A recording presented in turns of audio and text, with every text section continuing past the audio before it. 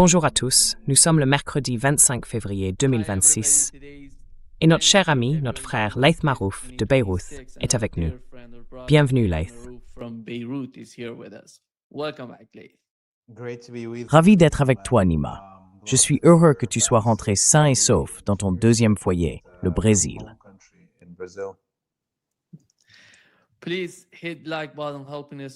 Veuillez cliquer sur le bouton j'aime pour nous aider à toucher davantage de personnes et suivez Laith sur freepalestine.video ainsi que sur la chaîne YouTube Free Palestine. Vous pouvez le suivre là-bas. Laith, commençons par ta chaîne YouTube. Que s'est-il passé? Juste avant de venir, j'ai appris qu'il se passait quelque chose. Il semble qu'il y ait une sorte d'opération sur ta chaîne. Qu'est-ce que c'était?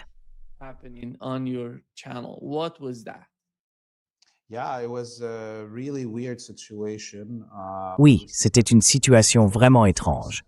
Nous avons reçu une invitation à une conférence aux États-Unis et avant de cliquer sur quoi que ce soit, nous faisons généralement des vérifications. Le site semblait légitime. Plusieurs articles publiés sur différents sites parlaient de cette conférence. Alors j'ai cliqué pour m'inscrire. Heureusement, je n'utilise presque jamais mon adresse email principale, ni celle associée à la page YouTube. J'ai une adresse séparée uniquement pour les formulaires d'inscription et ce genre de choses. Mais d'une manière ou d'une autre, dès que j'ai cliqué, cela a basculé de cette adresse d'inscription vers mon téléphone, cloné la carte SIM du téléphone, puis accéder aux autres comptes Gmail et aux comptes associés au téléphone. Ça a commencé à prendre le contrôle de toutes les plateformes de réseaux sociaux que nous avions.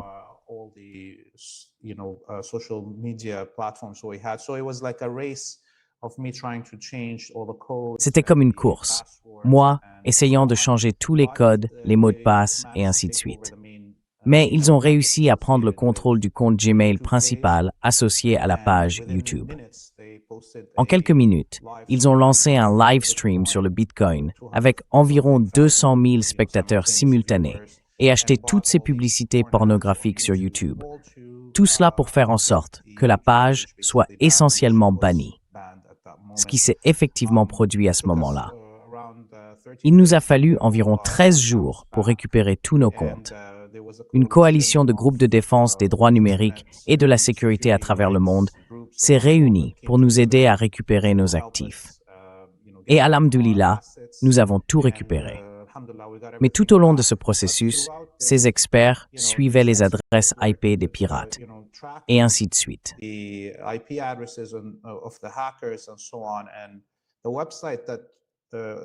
le site web qui nous avait envoyé cette invitation à la conférence a disparu. Tous les articles publiés à propos de l'événement et du site se sont également volatilisés. Le traçage des pirates nous a menés jusqu'à leur emplacement, ou plutôt à l'adresse IP qu'ils utilisaient comme couverture, en Italie, puis nous avons remonté la piste jusqu'en Palestine occupée. C'était donc un acteur étatique, pas de simples hackers ordinaires. Ils avaient tout un plan.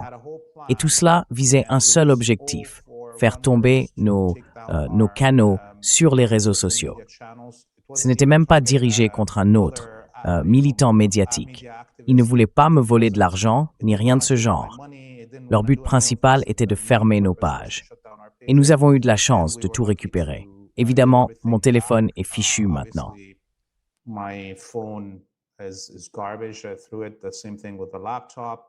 J'ai traversé la même chose avec l'ordinateur portable et les cartes SIM qu'ils avaient clonées. J'ai dû tout effacer et obtenir des remplacements. Cela a bien sûr entraîné une petite perte financière, mais les spectateurs ont été très généreux en faisant des dons sur notre site web pour que nous puissions compenser les pertes. Nous avons découvert qu'ils essayaient de faire disparaître quelques-uns des documentaires que nous avions produits en Italie et en Grèce.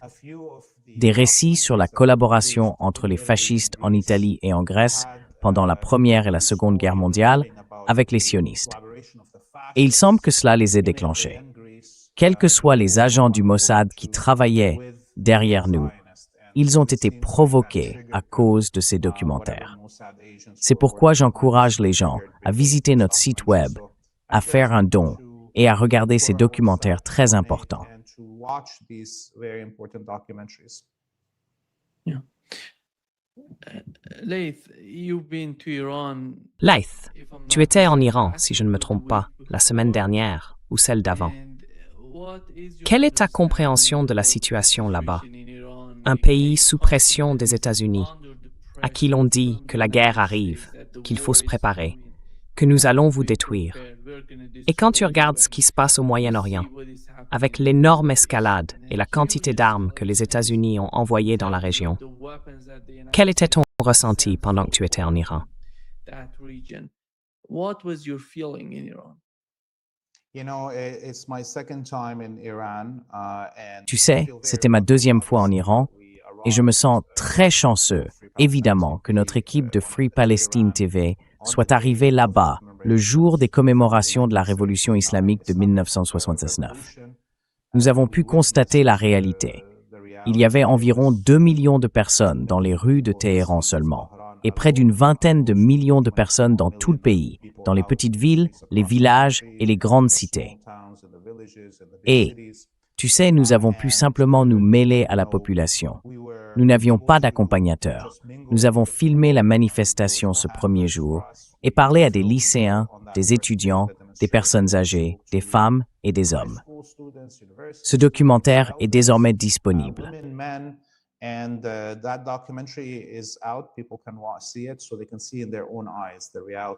Les gens peuvent le voir de leurs propres yeux, les réalités de l'Iran.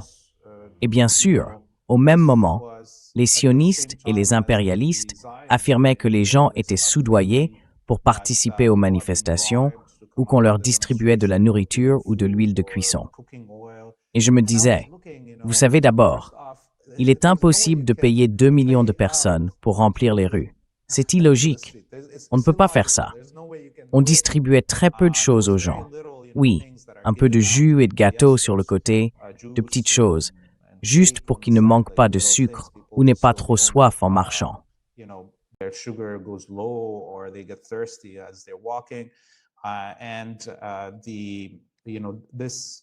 Et pendant les 5 jours que nous avons passés là-bas, nous avons réussi à nous rendre dans plusieurs endroits de Téhéran et à observer les cibles que les émeutiers, payés par la CIA et le Mossad, étaient en train de détruire. C'était vraiment choquant de voir le nombre d'attaques contre des mosquées, des ambulances, des casernes de pompiers et des camions de pompiers. Dans une zone, le centre du transport par bus à Téhéran, il y avait au moins une vingtaine de bus incendiés rien que dans cet endroit. Ainsi, les émeutiers que les États-Unis et le Mossad tentaient de provoquer visaient les services publics, rendant impossible pour la population de fuir les zones attaquées.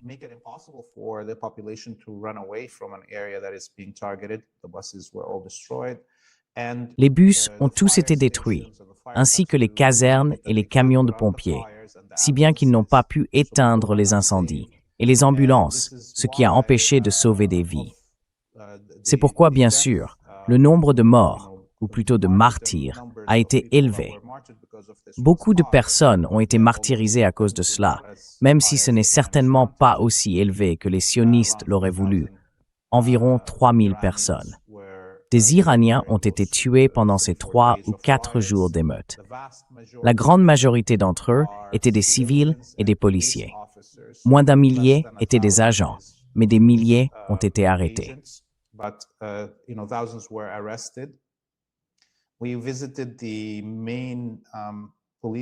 Nous avons visité le principal commissariat de police et rencontré le chef de la police à Téhéran, et nous avons été autorisés à regarder une vidéo documentant les attaques contre la police et les agents. Pour nos téléspectateurs, il faut comprendre que la police en Iran ne porte pas d'armes à feu. Elle ne porte que des matraques, comme au Royaume-Uni. Et c'est de cela que les émeutiers ont profité. Au cours des 2 premiers jours, ils visaient délibérément les policiers avec des machettes, des haches, des mitrailleuses et des fusils à pompe, et ils brûlaient des gens vifs. Nous avons vu des vidéos montrant des policiers délibérément incendiés. Nous avons également vu des vidéos montrant ces agents, après avoir été tués, leur corps profanés, même leurs organes génitaux.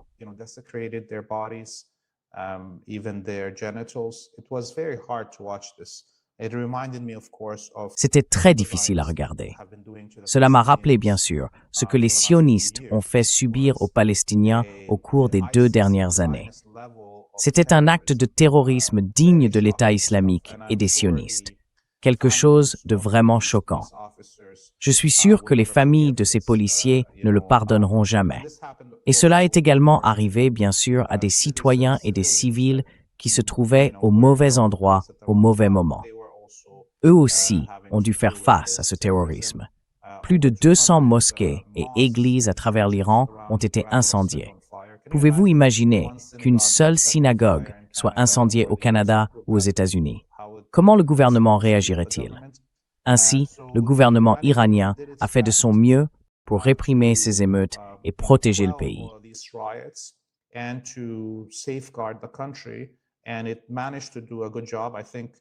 Et cela a réussi à faire du bon travail. Je pense que le fait qu'ils aient pu maîtriser la situation en 3 ou 4 jours et capturer la majorité des dirigeants, les meneurs de ces cellules terroristes, est dû au suivi des téléphones satellites Starlink et d'Internet. Je pense que si les gens veulent vraiment comprendre ce qui s'est passé en Iran et comment le peuple iranien soutient son propre gouvernement, ils devraient regarder le contenu que nous produisons. Plusieurs de ces documentaires sont déjà sortis et 3 autres sont en préparation.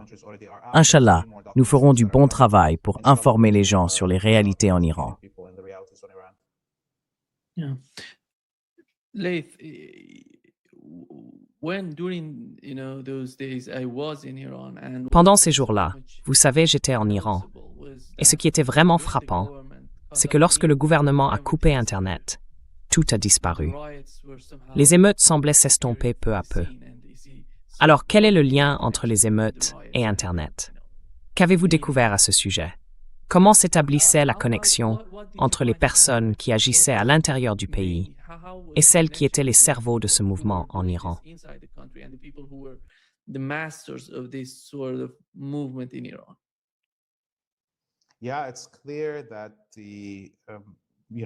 Oui, il est clair que tout l'empire sioniste, la classe Epstein, contrôle entièrement Internet et les plateformes de médias sociaux.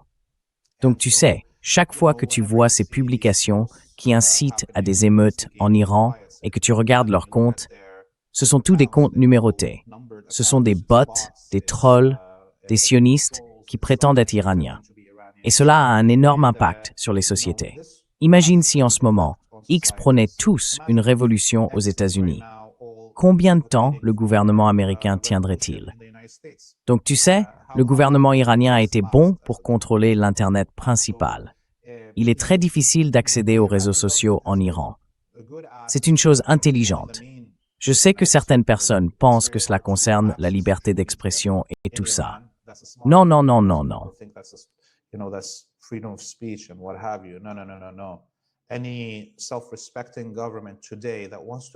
Tout gouvernement digne de ce nom aujourd'hui, qui souhaite être souverain, doit contrôler l'accès aux réseaux sociaux sionistes. Il faut suivre l'exemple de la Chine et de la Russie sur ce point. L'Iran n'a pas encore créé ses propres plateformes de réseaux sociaux pour permettre des discussions à l'intérieur du pays, mais il s'en approche.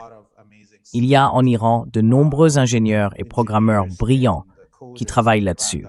Espérons qu'ils pourront livrer quelque chose bientôt. Ainsi, lorsqu'on voit à quel point il est difficile d'accéder aux réseaux sociaux avec un Internet ordinaire ou un téléphone portable en Iran, on comprend que ces émeutiers avaient besoin d'un moyen de diffusion de l'information qui n'est pas accessible au grand public là-bas. C'est alors que le gouvernement iranien a rapidement compris. Très bien, coupons l'accès principal à Internet dans le pays.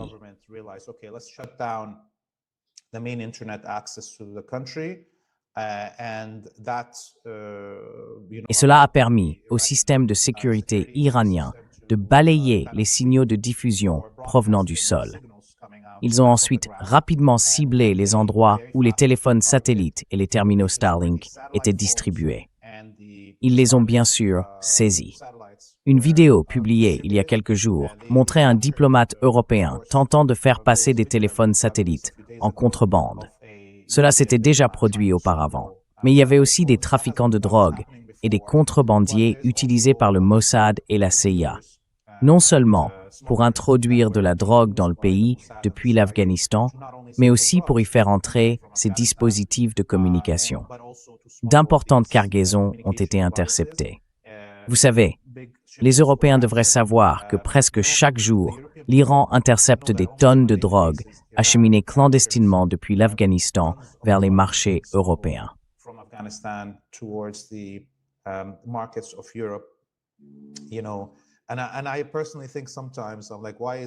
Et moi, personnellement, je me dis parfois, pourquoi l'Iran l'empêche-t-il?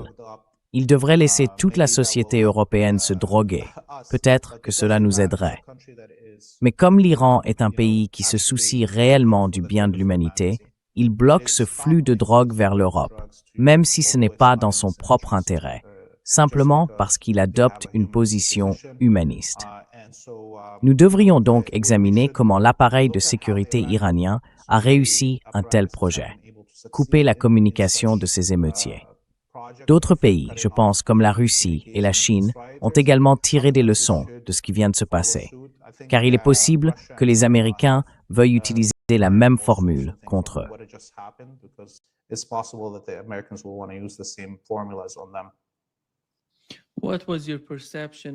Quelle était votre perception du niveau de préparation de l'Iran pour un affrontement avec les États-Unis? Comment avez-vous trouvé les gens dans les rues? Vous avez mentionné leur avoir parlé. Quel était leur ressenti face au conflit avec les États-Unis?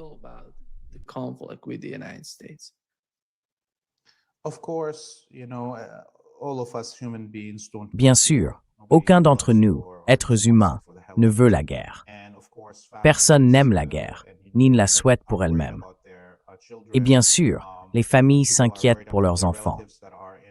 Les gens s'inquiètent pour leurs proches qui travaillent dans les médias ou dans le système de santé, car les sionistes et les Américains visent généralement les journalistes et les travailleurs médicaux lors de leurs premières attaques afin de paralyser une société.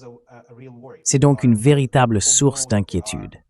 Les gens savent qu'ils vont affronter l'empire le plus cruel que l'humanité ait connu, un empire qui soutient et arme un génocide à Gaza et la destruction de plusieurs pays comme la Syrie, l'Irak, le Yémen et d'autres.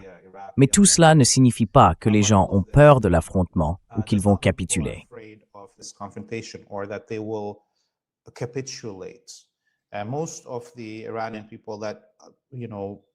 La plupart des Iraniens qui nous ont parlé de leurs inquiétudes pour leurs familles, etc., ont également affirmé avec force qu'ils préféraient être martyrisés plutôt que de devenir les esclaves de la classe Epstein.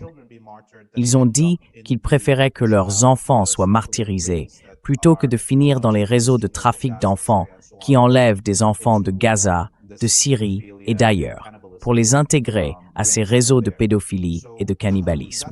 Voilà ce que nous ont dit les gens ordinaires. Nous avons également eu la chance de visiter le musée des industries aérospatiales iraniennes, où un général de brigade nous a fait visiter les lieux, en nous montrant toutes les armes utilisées par l'Iran pendant la guerre de 12 jours et lors des opérations Promesse Véridique 1, 2 et 3. Tous ces missiles et drones se sont révélés manifestement efficaces lors de ces affrontements avec les sionistes et les États-Unis.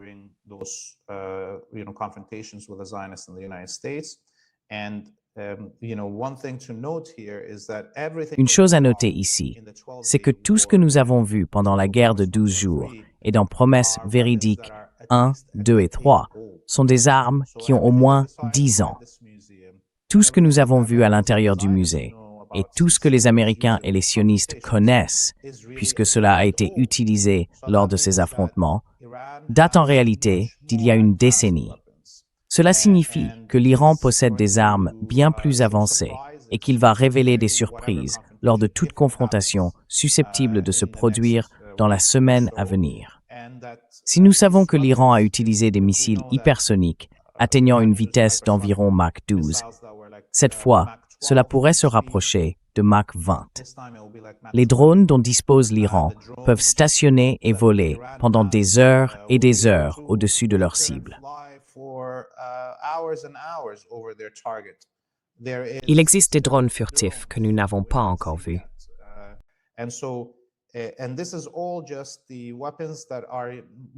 Et tout cela ne concerne que les armes terrestres.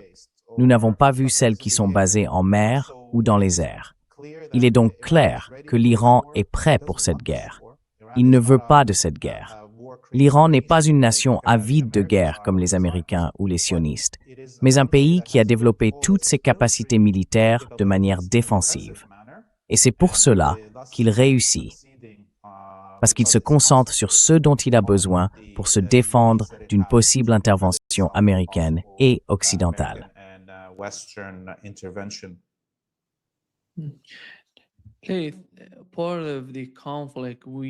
D'accord. Une partie du conflit.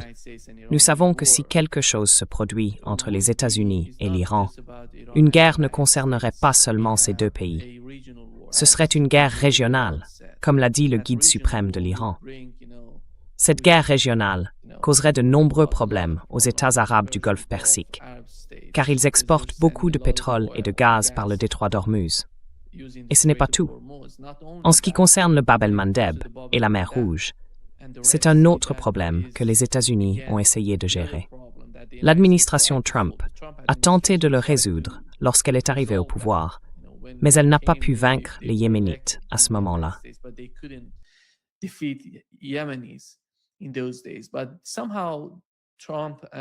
Mais, d'une certaine manière, Trump et son administration estiment que cette fois-ci, ce sera différent. Qu'ils peuvent faire pression sur l'Iran d'une manière qui le pousse à dire « Je vais capituler. Je ne vais plus rien faire. Parlons-en. Faisons tout ce que vous voulez que nous fassions. » Mais cela n'arrivera pas. Comment voyez-vous la réaction de l'ensemble de la région? Je parle du Hezbollah en Irak. Nous avons le Hezbollah en Irak, nous avons aussi le Hezbollah au Liban, et nous avons les Houthis. Comment voyez-vous cette combinaison de forces si quelque chose se produit dans la région?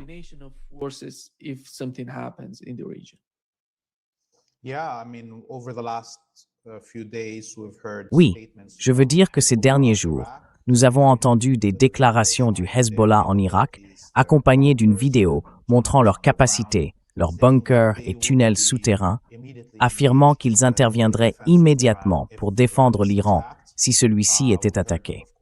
Nous avons également entendu Saïd Abdul Malik al-Houthi, le dirigeant d'Ansarullah et du gouvernement de Sanaa, au Yémen, faire des déclarations similaires. Et le Hezbollah, par la voix du cheikh Naïm al-Qassim, il y a quelques jours, a laissé entendre la même chose. Je pense que le Hezbollah au Liban essaie d'entretenir une certaine ambiguïté, mais il est clair que si l'Iran est attaqué, ce sera une question de vie ou de mort pour le Hezbollah et pour le Liban.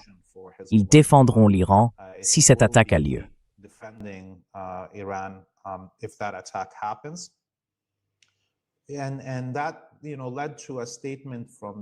Et cela a conduit à une déclaration du gouvernement israélien il y a seulement quelques heures, affirmant que si le Hezbollah au Liban se joint à une guerre et attaque la colonie sioniste ou les Américains, ils attaqueront les infrastructures gouvernementales du pays ici, qu'ils viseront l'aéroport, les ports, les ponts, l'électricité et ainsi de suite, ce qui constitue bien sûr des crimes de guerre. Et c'est aussi, je pense, une menace vide de la part des sionistes, car tout au long des 2 années de guerre, ils n'ont visé aucune de ces infrastructures gouvernementales. Ils veulent maintenir le gouvernement collaborationniste ici au Liban en vie et en sécurité, et ne pas laisser la majorité de la population se retourner contre lui. Donc, je pense qu'il s'agit surtout de menaces creuses de la part des sionistes.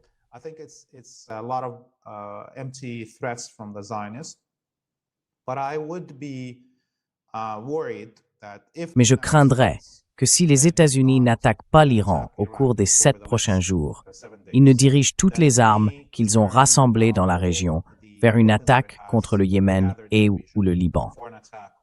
Et cela peut sembler alarmiste à dire, mais il est clair qu'il y a, vous savez, une sorte de demi-mutinerie au sein de l'armée américaine contre la décision de Trump d'attaquer l'Iran. Des milliers de soldats américains mourraient dans une telle guerre, et elle ne durerait pas 1 ou 2 semaines.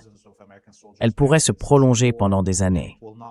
Cette guerre détruirait une grande partie de la région. Les vassaux des États-Unis seraient dévastés, leurs économies, leurs bâtiments, leurs tours de verre. Donc si les États-Unis décident de ne pas entrer en guerre contre l'Iran, ils pourraient tourner la puissance de feu qu'ils ont rassemblée ici contre les membres de l'Axe de la Résistance.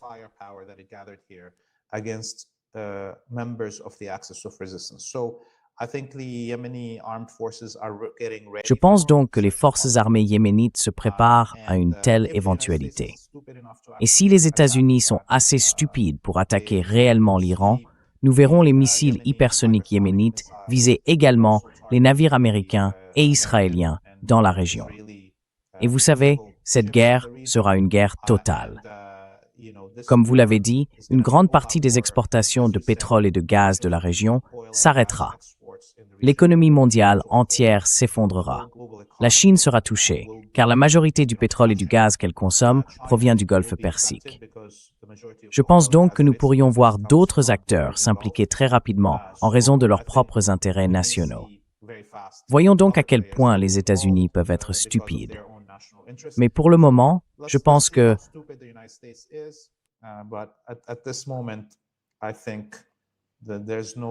Il n'y a personne de rationnel aux commandes des États-Unis. Penses-tu qu'Israël croit vraiment que si quelque chose se produit, il pourra rester en dehors du conflit, ou du moins en marge de celui-ci?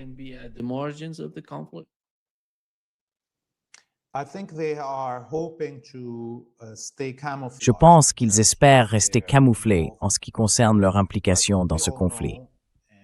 Mais nous savons tous, au sein de la direction iranienne et des différentes composantes de l'Axe de la Résistance, que toutes ces guerres, tous ces génocides ont été menés au nom de la colonie sioniste. Par conséquent, je pense que tout comme la direction iranienne l'a déclaré, aucun pays de la région dont l'espace aérien ou le territoire serait utilisé pour attaquer l'Iran ne sera épargné. Tout le monde sera visé. De la même manière, c'est ainsi que l'Axe de la Résistance traitera la colonie sioniste en cas de déclenchement d'une guerre. Et en ce moment, nous voyons un important rassemblement de la puissance aérienne américaine sur la base d'Ovda, en Palestine occupée.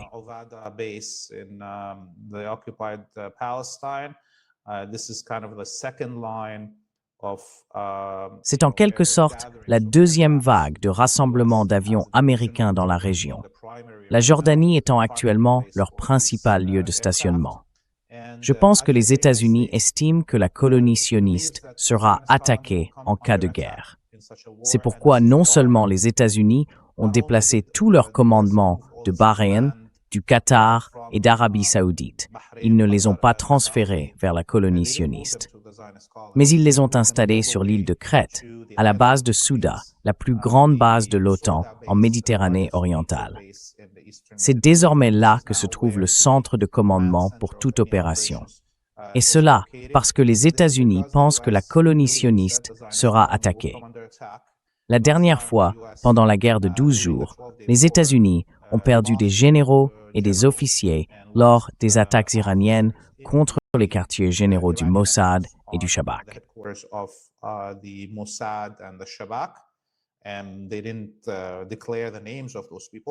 Et ils n'ont pas révélé les noms de ces personnes. Mais nous savons que les États-Unis ont perdu des officiers dans le centre de commandement qui a été visé par des missiles hypersoniques iraniens. Les États-Unis ne vont donc pas risquer à nouveau de stationner leurs officiers dans la colonie sioniste en situation de guerre. Et oui, ce sera une guerre régionale. Si l'Iran décide de cibler les centres de commandement américains de la base de Souda, ce sera la première fois qu'un territoire européen sera impliqué dans une telle guerre. Et je pense que cela doit arriver, honnêtement.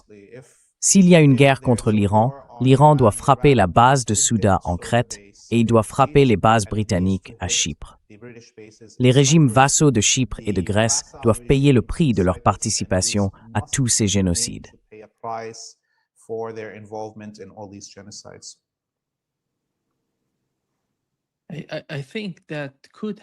Je pense que ça pourrait arriver. En fait, si eux, eh bien vous savez non seulement cela, comment voyez-vous la situation de la Jordanie au Moyen-Orient, en Asie de l'Ouest? Et si la guerre s'intensifie et devient une guerre régionale, comment cela influencerait-il la Jordanie et sa direction? would influence Jordan and the leadership in Jordan. Yeah, the king of Jordan. Oui, le roi de Jordanie, le roi marionnette, a fait une déclaration plus tôt dans la journée, affirmant qu'il n'autoriserait personne à utiliser leur espace aérien, ni à les perturber. Il n'a pas mentionné le fait que les Américains allaient en réalité lancer une guerre depuis le territoire jordanien. C'est donc similaire aux déclarations stupides que ce roi avait faites pendant la promesse véridique 123 et la guerre des 12 jours. Tu sais, en attaquant l'Iran pour avoir tiré des missiles au-dessus de la Jordanie qui se dirigeaient vers la colonie sioniste, tout en permettant aux sionistes de survoler la Jordanie pour frapper l'Iran. C'est vraiment ridicule. Et je pense que la grande majorité du public jordanien est très consternée par ce qui s'est passé au cours des 2 dernières années. L'humiliation du peuple jordanien, dont beaucoup sont d'origine palestinienne, et la collaboration continue de leur régime, du roi, avec les sionistes et les impérialistes.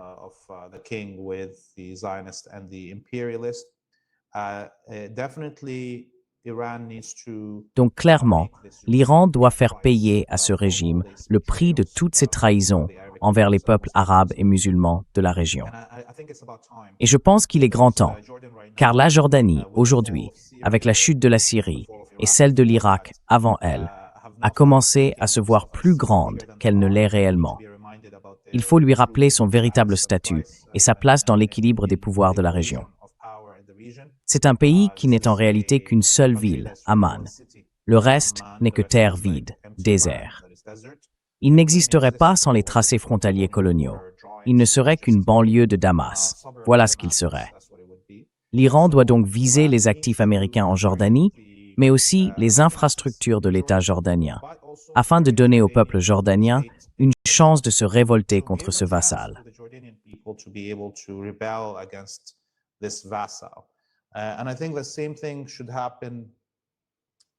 Et je pense que la même chose devrait se produire aux frontières avec le Liban et la Palestine occupée. Les forces armées iraniennes devraient cibler la plupart des bases israéliennes situées à la frontière avec le Liban, afin d'ouvrir une voie pour que le Hezbollah et la résistance libanaise puissent s'engager au sol contre la colonie sioniste. Ce serait l'une des manœuvres tactiques les plus importantes que les Iraniens pourraient entreprendre, car cela bouleverserait complètement la situation et obligerait les sionistes à se concentrer sur la défense de leur territoire dans le nord de la Palestine occupée. Et si cela se produisait, en quelques heures, je pense que les Israéliens et les Américains mettraient fin à toute la guerre, car ils ne voudraient pas risquer que le Hezbollah entre en Palestine occupée.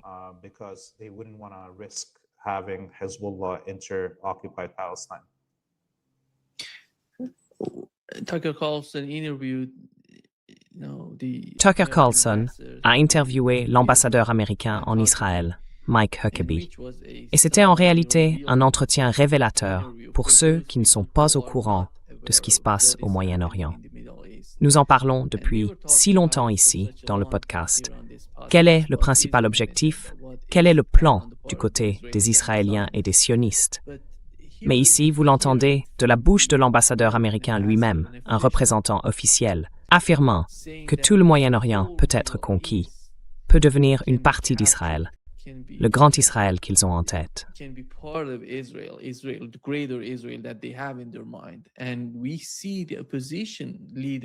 Nous avons vu le chef de l'opposition en Israël s'exprimer hier en disant « C'est tout le plan. Voilà ce que nous allons faire. » Quelles ont été les répercussions de cela? Nous voyons l'Arabie saoudite et les Émirats arabes unis se rapprocher. Nous savons qu'il existe des tensions entre eux, mais ils s'unissent pour le condamner. Comment percevez-vous cette réaction de l'Arabie saoudite et des États arabes? Commencent-ils vraiment à comprendre ce qui est en jeu pour eux?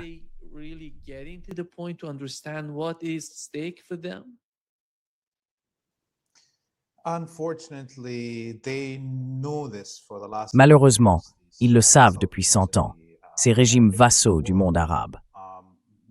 Regardez ce que nous venons de voir dans les dossiers Epstein.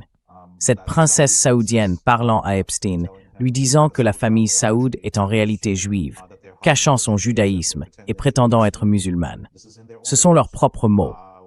Ces princes des Émirats, d'Arabie Saoudite, du Qatar et ainsi de suite sont profondément impliqués dans les dossiers Epstein, allant même jusqu'à amener leur sœur, l'une de ces princesses proposant l'une de ses sœurs, âgée de 13 ans, à Epstein. Ou encore la profanation de la Kaaba, envoyant la kiswa, le revêtement extérieur de la porte de la Kaaba, ainsi que le revêtement intérieur de la Kaaba, que très peu de personnes dans l'histoire de l'islam ont jamais eu l'honneur de voir ou de toucher.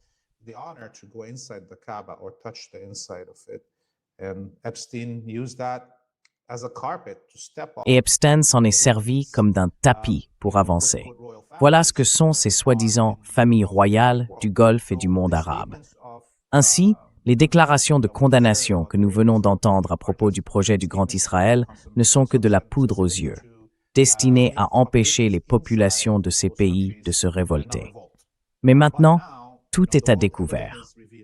Vous voyez, lorsque Jamal Abdel Nasser disait, dans les années 1960, que ses vassaux d'Arabie Saoudite et d'ailleurs étaient en réalité des collaborateurs des sionistes, ou que le roi de Jordanie, ou le père de l'actuel roi, avait une épouse qui couchait avec des généraux britanniques, les gens ne croyaient pas à ces faits.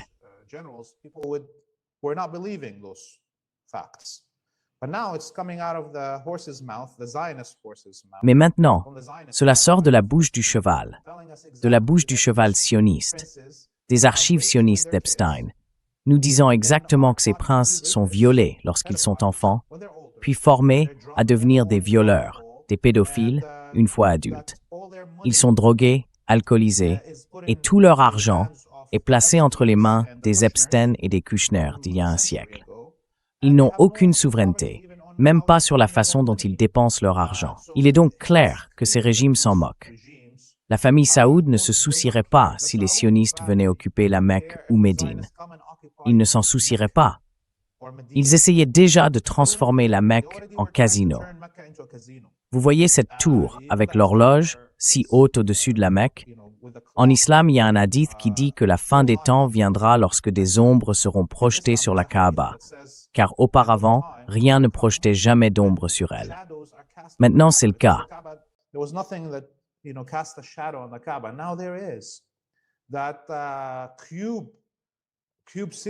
Ce Cube City, que MBS essayait de construire dans le nord de l'Arabie, je veux dire, c'est un défi lancé à la Kaaba.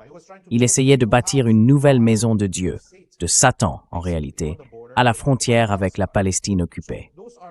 Ce sont donc là des signes évidents que ces régimes, ces vassaux, ne feront rien pour s'y opposer. La seule raison pour laquelle ils ont fait ces déclarations, c'est pour apaiser leur propre population, qui deviennent vraiment furieuses en voyant cette perversion commise par leurs dirigeants. Et les seules personnes qui défendent l'islam, et c'est très important d'ailleurs, il y a un acteur égypto-américain très célèbre, Amer Wakid, qui a tweeté il y a quelques jours, et cela a enflammé toute la twittosphère arabe.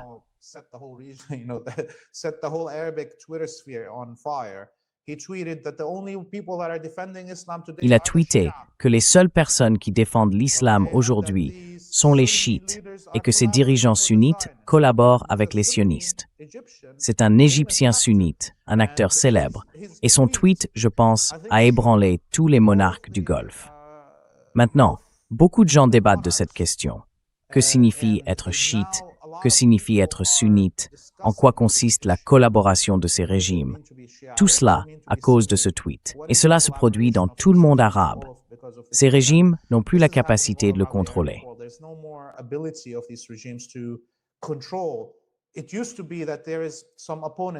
Autrefois, il y avait certains opposants à eux, comme le gouvernement syrien, le gouvernement libyen et ainsi de suite, qui jouaient un jeu de propagande. Et les populistes en Arabie Saoudite ou ailleurs, en raison de leurs sentiments nationalistes, disaient « D'accord, le gouvernement syrien ment, ou le gouvernement libyen ment, ou quoi que ce soit d'autre, dans leur critique de ces régimes. » Eh bien maintenant, il n'y a plus d'opposants. Et toute la vérité qui sort vient de la bouche du maître, de la bouche américaine et sioniste. Il n'y a donc plus aucun moyen pour ces régimes de susciter des sentiments nationalistes dans leur pays, afin de se défendre contre les révélations qui paraissent. from the revelations that are coming out. Yeah. Laith, before wrapping up, how do you Faith, feel about avant de the conclure, situation que in ressentez-vous à Egypt? propos de la How situation avec l'Égypte? important is the Et quelle role est, of selon Egypt vous, in the whole? l'importance du rôle de We know l'Égypte dans if l'ensemble? we were to Nous make savons que si nous devions citer l'un des pays les plus importants en ce qui concerne Gaza et la situation plus large au Moyen-Orient, ce serait l'Égypte. En sont-ils vraiment au point où ils peuvent jouer ce rôle essentiel dans toute l'équation?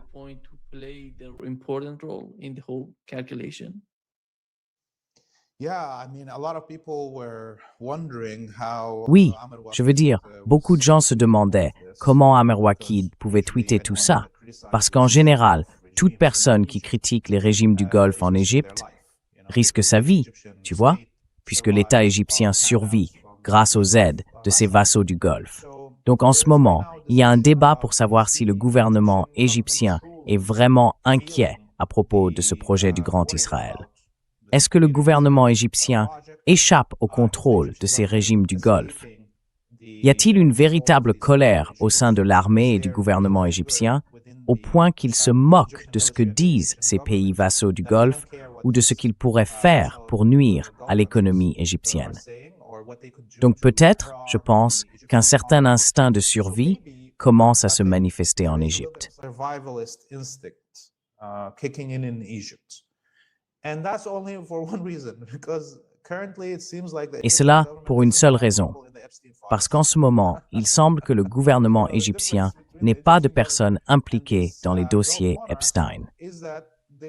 La différence entre le gouvernement égyptien et ses monarchies du Golfe, c'est que les pays du Golfe ont été façonnés à travers le réseau Epstein. La direction en Égypte, même si nous avons beaucoup de critiques, et j'en ai moi-même beaucoup, ne semble pas avoir été mêlée à ce culte de trafic et de cannibalisme d'enfants. Ainsi, en Égypte, si elle perd, selon ce projet du Grand Israël, si elle perd le Sinaï et le canal de Suez, son économie s'effondrera. Et c'est un immense pays, avec plus de 100 millions d'habitants. Il n'y a aucun moyen pour l'État égyptien de survivre à une situation catastrophique de ce genre. Le peuple égyptien dévorerait son élite pour survivre. Egypt will eat their elite to survive. So Egypt is right now really worried about its survival. L'Égypte est en ce moment très inquiète pour sa survie à cause de cela.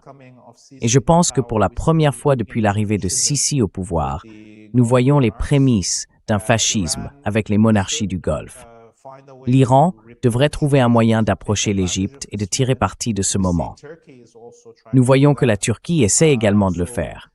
Ainsi, entre la Turquie, l'Iran et l'Égypte, cela représenterait la majeure partie de la population musulmane de la région, presque les 2/3 dans ces 3 pays. Une alliance entre eux pourrait constituer un énorme moyen de dissuasion contre les interventions occidentales dans la région. Je ne sais pas à quel point la Turquie serait disposée à quelque chose de ce genre, mais il y a une opportunité. Et l'Iran et son gouvernement devraient s'occuper de quelque chose qui peut faire small.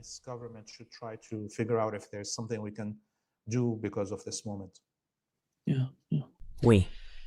Merci beaucoup, Laith, d'être avec nous aujourd'hui. Un grand plaisir, comme toujours.